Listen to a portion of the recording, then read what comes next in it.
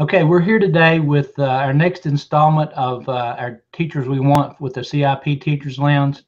Today we're talking with Susan Logan, who's a seventh grade reading teacher at Wallace Middle School in Washington County, Virginia. And we're just going to ask her some questions about what she did in her class to have the achievement that she did last year. So first of all, Susan, I wanted to ask you what your approach to teaching was. I have a very structured, organized approach to teaching. I start with the standards of learning as the foundation for everything I do in the classroom.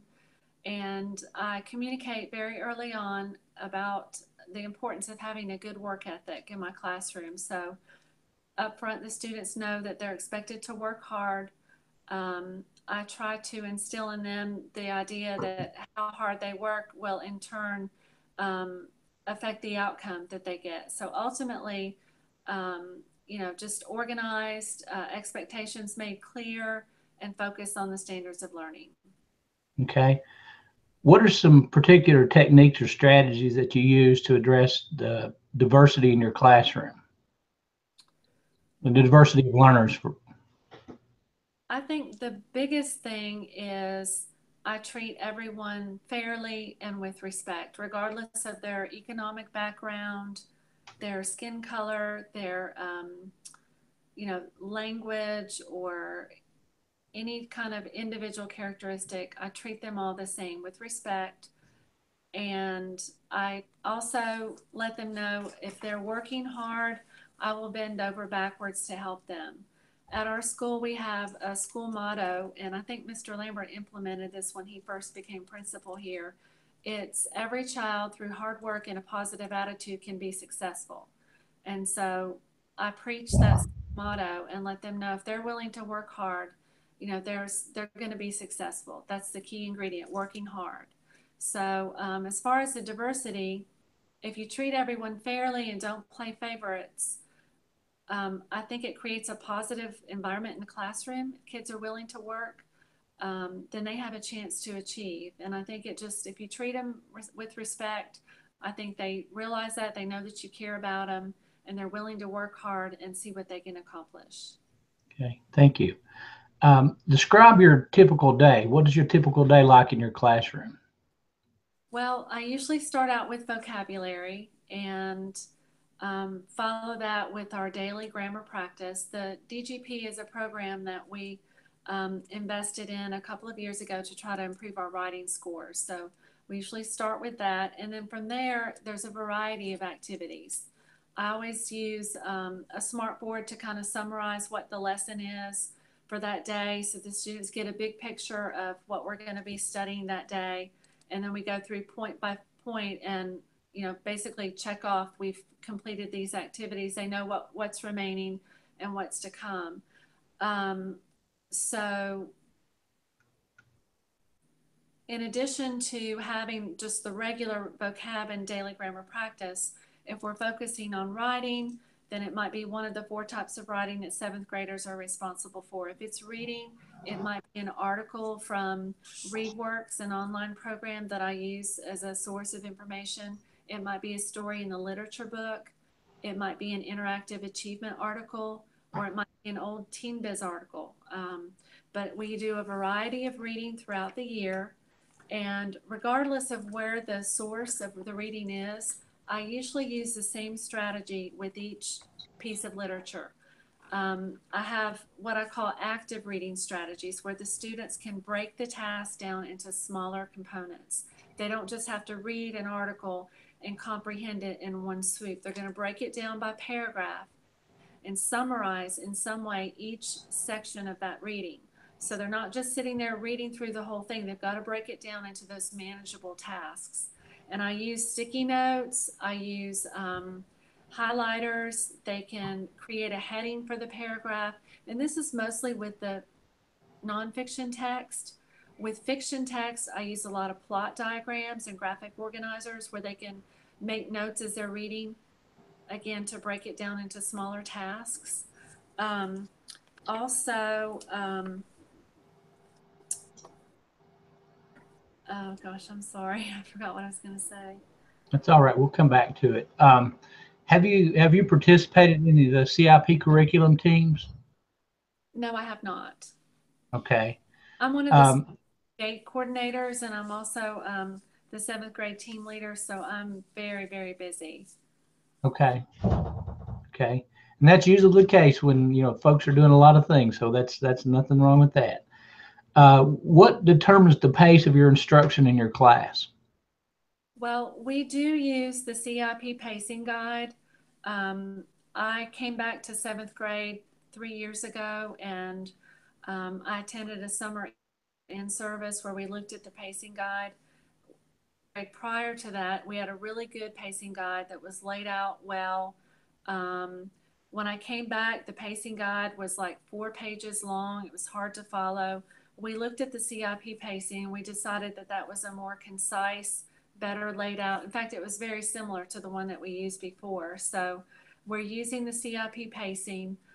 Um, Ultimately, I determine the pacing, what I think that the students can accomplish and at what speed we go through the lessons.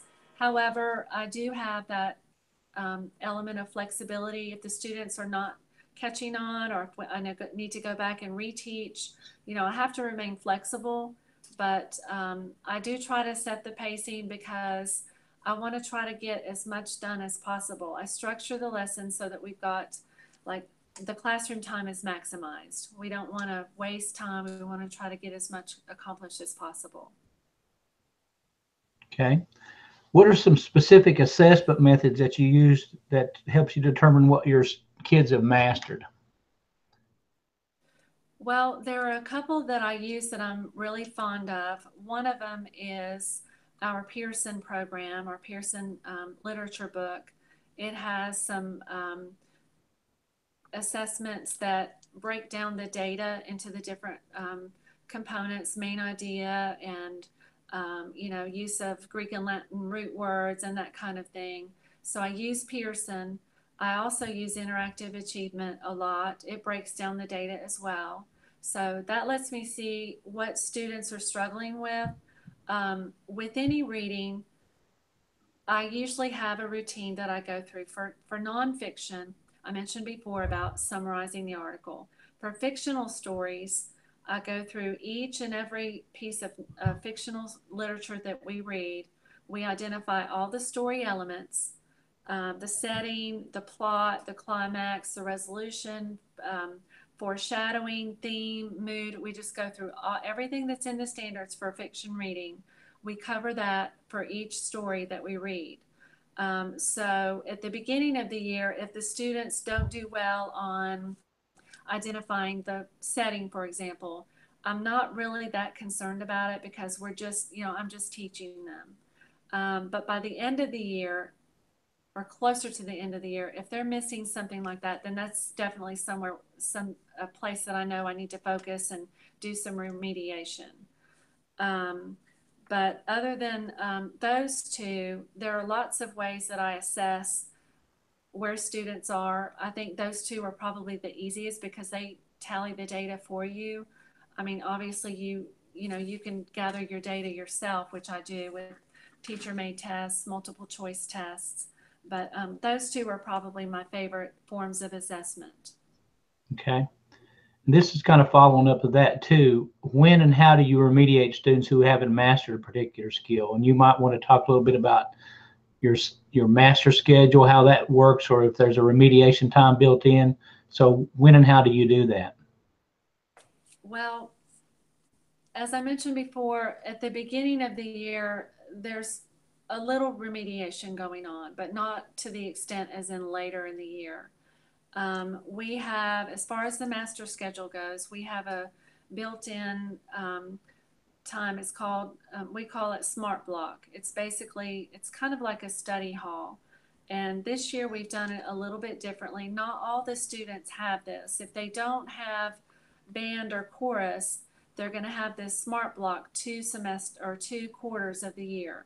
So for one semester, and it might be the first and the fourth or the second and the third, it just varies according to student. But that time is used for remediation for both math and English. Right now we're doing a rotation. 1 week they have English, 1 week they have math. So if a student is struggling in one of those subject areas, they'll have that extra, it's a 40-minute block of time where they can get some remediation. Also, toward the end of the year, we do some more, extensive remediation. I give a practice reading SOL test, and the students that don't do well on that will get remediation on the areas where there's a need. I also have a SOL review packet that I use to review all the concepts that we've taught throughout the year as part of remediation. So usually what I might do is a small group remediation or perhaps one-on-one remediation. And most of it would probably be done during that smart block time. However, there is some remediation that goes on during the class as well. If we have some kind of centers where students are rotating, one of those groups might be a remediation group. Okay. You mentioned the smart block is 40 minutes long. Do you do that with your own students, or does somebody else do that? Well, the students go to their English teacher or their math teacher. Okay. Like we're on 1 week for English and then 1 week for math. So they're paired up with their teacher. In my case, I teach both English and math. So right now I'm just focusing on the math students. But later on in the year, I may switch and be focusing on the English students. Okay. That's kind of an unusual combination, English and math both. What advice could you give your peers who would want to duplicate your success? What are some things that most good teachers really don't say, well, I don't really do anything different than anybody else, but there's obviously something that you do. So what kind of advice would you give a younger peer that would come to you and say, Ms. Logan, what do you do for your success? One of the biggest components, I think, is to work hard. We don't want anyone to fall through the cracks. We want everybody to be successful. For some of our students, it's easy. For some of them, it's harder. We've got to kind of try to focus on the ones that need our help more. Have your students work hard.